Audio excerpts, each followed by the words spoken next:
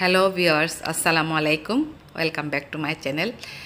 কেমন আছেন আপনারা? আমি আলহামদুলিল্লাহ খুব ভালো আছি। আজকে একটা রান্নার ব্লগ নিয়ে আসলাম। পটলগুলো একটু মোটা মোটা গোল গোল পটল নিলাম, এগুলোকে চামড়াটা ছেঁচে নিলাম, ইয়ে করে নিলাম, ছুরি দিয়ে চেঁচে নিলাম। তারপরে এগুলোকে এখন ধুয়ে রাখলাম। হাঁড়িতে একটা বড় হাঁড়িতে পানি নিলাম, ওটার মধ্যে আধা চামচ হলুদ, 2 চামচ লবণ দিলাম।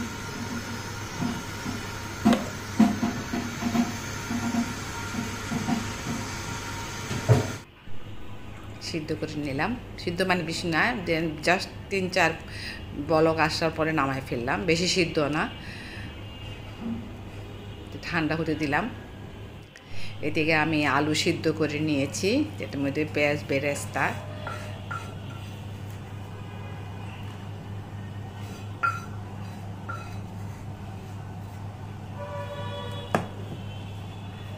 লাল করে নিয়েছি। এইটাতে ভর্তাটা আরও টেস্ট হবে।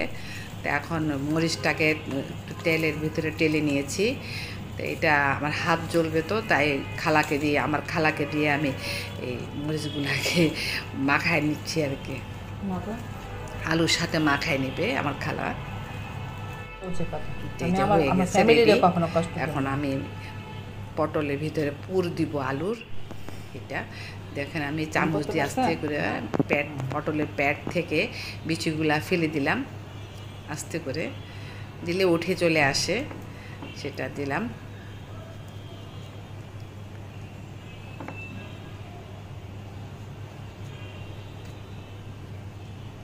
খেতে খুবই মজা।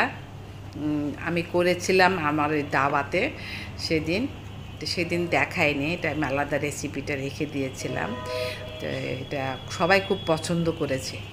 সবাই বলেছে আর কি যে পটলের পুর দিয়ে, মাংস দিয়ে, কি মাংসের কিমা দিয়ে, কিন্তু এই আলু দিয়ে যেটা করা যায় সেটা জানতাম। এই যে আমার এই আলু পুর দিয়েছি।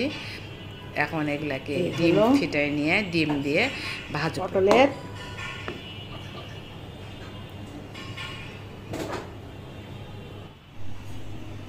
ফ্রাই প্যানে তেল দিলাম, একটু ডুবো তেল দিয়েছি, বেশি করে তেল দিয়েছি, ডুবো তেলে ভাজবো। এদিকে ডিম ফিটাই নিলাম। তো এখন ডিমের ভিতরে ডুবাই তেলে ছেড়ে দিব। লাগা ধরবো না তো? লাগা ধরবো না তো? না।